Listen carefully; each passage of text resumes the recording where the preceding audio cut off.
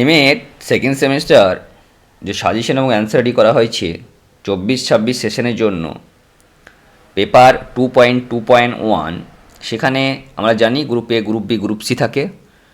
সব সাজেশনগুলো রেডি করে বাংলা এবং ইংলিশ বোথ ভার্সন দেওয়া হয়েছে, তোমরা একটু কালেক্ট করে নেবে পিডিএফগুলো। গ্রুপ এ থেকে যে সাজেশন দেওয়া হয়েছে সেটা হলো মহাত্মা গান্ধীর বুনিয়াদী শিক্ষার বৈশিষ্ট্য ও আধুনিককালে তার প্রাসঙ্গিকতা। 2 যে সাজেশনটা দেওয়া হয়েছে সেটা হলো বেদান্ত দর্শনের অধিবিদ্যা, অদ্বৈত ও দ্বৈত মতবাদের তুলনা এবং আধুনিক শিক্ষা ব্যবস্থার প্রাসঙ্গিকতা। 3 নম্বরে যেটা দেওয়া হয়েছে সেই কোয়েশ্চেনটা হলো যে পাইলোফেরি আছে, পাইলোফেরির শিক্ষা দর্শন ও শিক্ষাক্ষেত্রে তার অবদান। গ্রুপ সি বি থেকে আমাদের যে কোয়েশ্চেনগুলো করতে হয়, জন ডিউয়ের শিক্ষা দর্শন সম্পর্কে আলোচনা। 2 নম্বরে আছে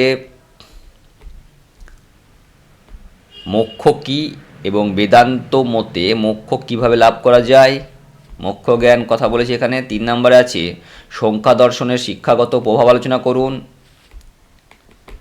নেক্সট কোয়েশ্চেন,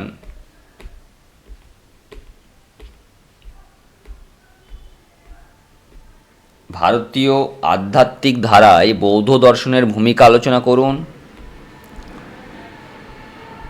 নেক্সট, রুশোর শিক্ষা দর্শন সম্পর্কে আলোচনা এবং শিক্ষাক্ষেত্রে তার অবদান লিখতে বলেছেন। নেক্সট কোয়েশ্চেন,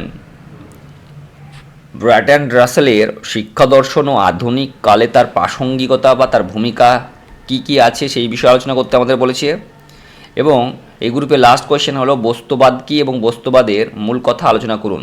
এরপর আমরা গ্রুপ সি থেকে যে একটা কোয়েশ্চেন করতে দেয় সেখানটায় কিছু সাজেশন দেওয়া আছে, আমরা একটু দেখে নেব।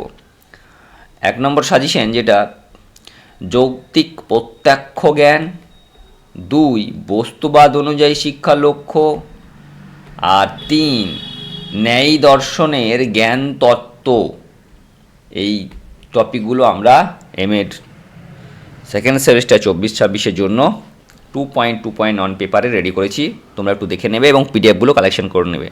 সবার পরীক্ষা ভালো হোক, বেস্ট অফ লাক।